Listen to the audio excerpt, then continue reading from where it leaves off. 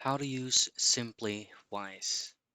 Now, in this quick video, I'm going to provide you additional information on how you can use Simplywise and what are their functions. So first things first, Simplywise is not yet available worldwide. So if you go ahead and pull up your Google Play Store or any app store available on your device, it's going to be depending where you're located. For some reason, this specific application right here is not yet available for all the countries or region. Like on my end, I am currently located around Asia. It seems like this application is not yet available in Asia.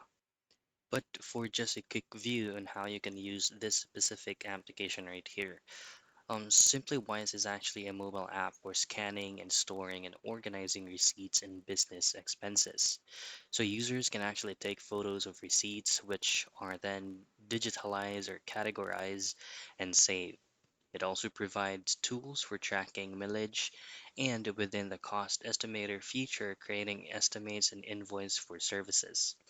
So if you move around the features of this application right here, they do have the specific features like for mileage tracker, for AI receptionist, for receipt scanner, and for cost estimator.